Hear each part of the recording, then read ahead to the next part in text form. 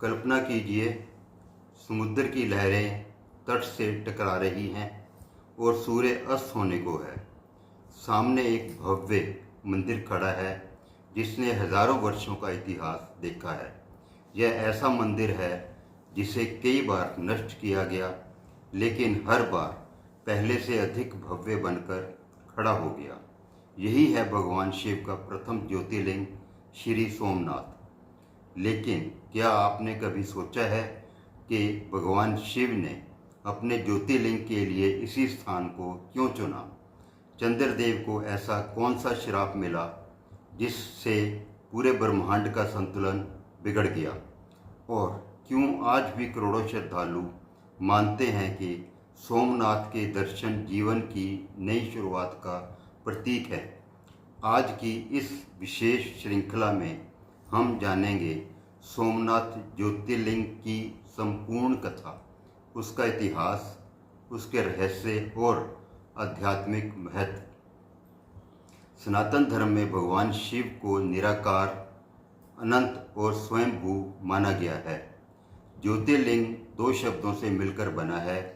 ज्योति अर्थात दिव्य प्रकाश और लिंग का अर्थ है भगवान शिव का अनादि स्वरूप। शिव पुराण में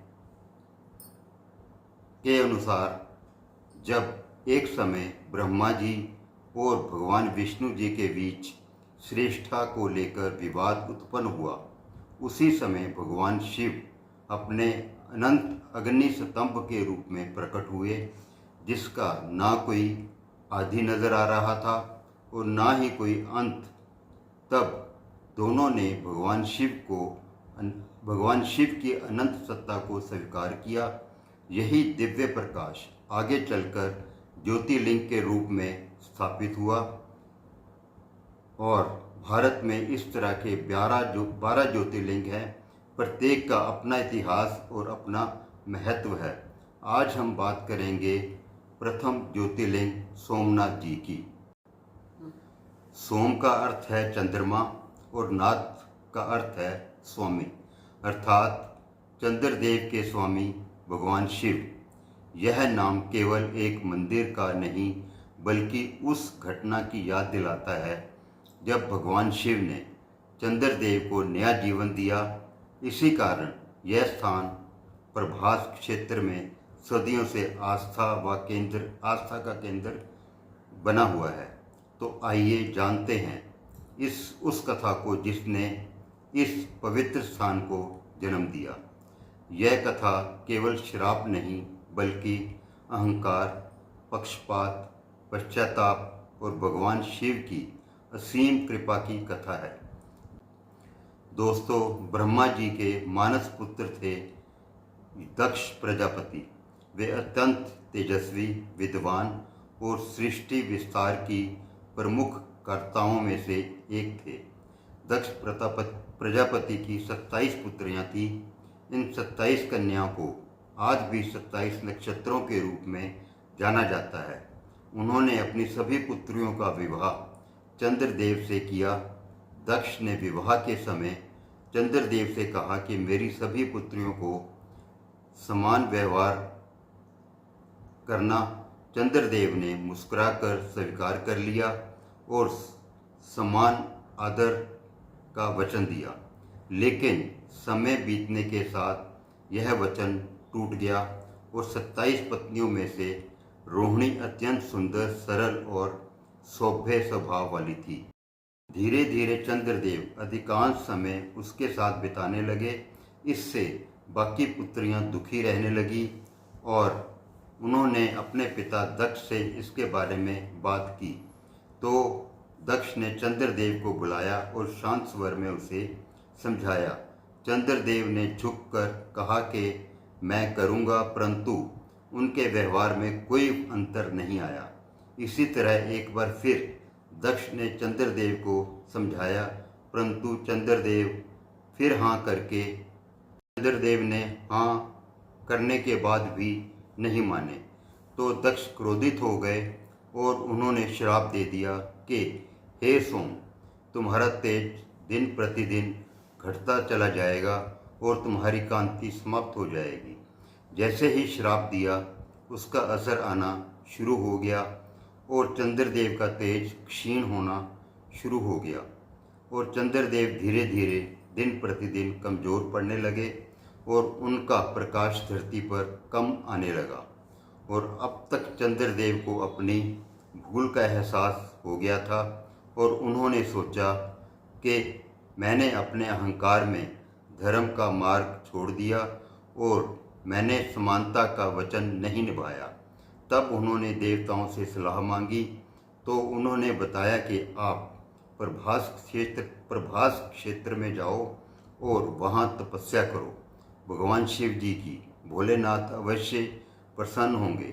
चंद्रदेव तुरंत प्रभास क्षेत्र में चले गए और उन्होंने प्रण लिया कि जब तक शिव जी मुझे दर्शन नहीं देंगे मैं यहीं तपस्या करूंगा। और उन्होंने वहाँ ओम नमः शिवाय का जप शुरू कर दिया और वर्षों की कठोर तपस्या के बाद भोलेनाथ प्रसन्न हुए और उन्होंने अपने दर्शन दिए। और तब चंद्रदेव ने भगवान शिव से प्रार्थना की कि हे प्रभु, अपनी गलती मैं मानता हूँ और मुझे क्षमा कीजिए। तब शिव जी ने कहा, सोमदेव, जिसने अपनी भूल स्वीकार कर ली और सच्चे मन से पश्चाताप किया वह मेरे लिए सदैव प्रिय है। अब यहाँ पर एक महत्वपूर्ण बात आती है कि अगर भगवान शिव चाहते तो दक्ष प्रजापति का श्राप पूर्ण समाप्त कर सकते थे, लेकिन उन्होंने ऐसा नहीं किया क्योंकि उन्होंने कहा कि दक्ष का श्राप धर्म के अनुसार दिया गया है, उसे पूरी तरह समाप्त करना उचित नहीं होगा। लेकिन मैं तुम्हें वरदान देता हूँ कि तुम पूरी तरह से कभी नष्ट नहीं होगे। एक पक्ष तुम्हारा तेज घटेगा और अगले पक्ष और दूसरे पक्ष में फिर बढ़ेगा। यही कारण है चंद्रमा आज भी कृष्ण पक्ष में घटता है और शुक्ल पक्ष में बढ़ता है। और भगवान शिव बोले, आज से यह स्थान सोमनाथ के नाम से प्रसिद्ध होगा और जो भी भक्त श्रद्धा से यहाँ आएगा उसकी मनोकामना पूर्ण होगी और आध्यात्मिक शांति प्राप्त होगी। अब हम बात करते हैं कि इस मंदिर का निर्माण किसने करवाया। सबसे पहले चंद्रदेव ने इसे सोने में बनवाया। इसके बाद रावण ने चांदी में और भगवान कृष्ण ने चंदन की लकड़ी से इसे बनवाया तथा बाद में विभिन्न राजाओं ने पत्थर का भव्य मंदिर बनवाया। यह विवरण धार्मिक परंपराओं में मिलता है और भक्तों की आस्था का महत्वपूर्ण भाग है। इस मंदिर में अटूट आस्था है। इतिहास में इस मंदिर को बाहरी ताकतों ने बहुत बारी क्षति पहुंचाई और हर बार पहले से भव्य निर्माण हुआ, परंतु भक्तों की आस्था कभी कम नहीं हुई।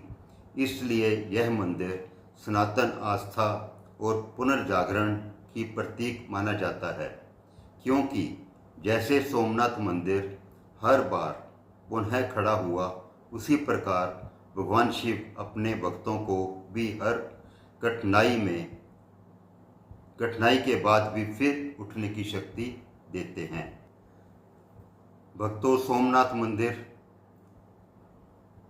अरब सागर के तट पर स्थित है और सबसे हैरान करने वाली बात है कि समुद्र के इतना पास होने के बावजूद भी आज तक मंदिर के नवग्रह तक पानी नहीं पहुंच सका। भक्त इसे भगवान का चमत्कार मानते हैं। वैज्ञानिक भी इस तथ्य को नहीं सुलझा पाए। अब बात करते हैं दक्षिण दिशा में जमीन का रहस्य। मंदिर के दक्षिण परिसर में एक बाण स्तंभ है जो 6वीं शताब्दी से मौजूद है। इसके बारे में किसी को अधिक जानकारी नहीं है। बाण स्तंभ एक दिशा दर्शक स्तंभ है जिसके ऊपरी हिस्से पर एक तीर बना हुआ है और इस स्तंभ पर लिखा अमुयात्र दक्षिणी ध्रुव पर्यंत अबाधित ज्योति मार्ग, जिसका अर्थ है कि यहाँ से दक्षिण ध्रुव तक सीधी रेखा में कोई भूमि बाधा नहीं है। वैज्ञानिक रूप से भी इसे सही माना जाता है, क्योंकि सोमनाथ से दक्षिण दिशा में लगभग 6000 किलोमीटर तक कोई जमीन नहीं है। दोस्तों, यही है भारत के प्रथम ज्योतिर्लिंग श्री सोमनाथ जी की दिव्य कथा, इतिहास और आध्यात्मिक संदेश। यदि आपको यह वीडियो पसंद आई हो तो अपने परिवार व मित्रों से साझा अवश्य करें, ताकि अधिक से अधिक लोग शिव की इस अद्भुत महिमा को जान सकें। कमेंट अवश्य लिखें, हर हर महादेव। और यदि आपने अभी तक मेरे इस चैनल ज्ञान प्रदीप को सब्सक्राइब नहीं किया है तो सनातन धर्म से जुड़े इस प्रेरणादायक व आध्यात्मिक वीडियो देखने के लिए इस चैनल को सब्सक्राइब करना ना भूलें। हर हर महादेव। जय भोलेनाथ।